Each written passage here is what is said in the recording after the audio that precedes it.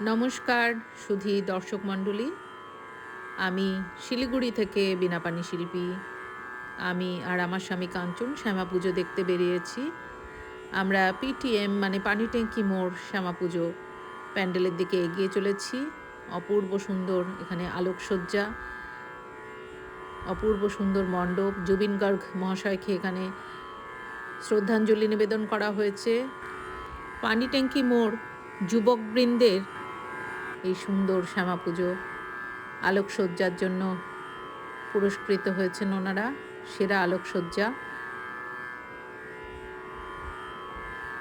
ভীষণ সুন্দর মণ্ডপ, চোখ জুড়ানো। মায়ের অপূর্ব মূর্তি, মৃন্ময়ী মায়ের অপূর্ব চিন্ময়ী রূপ।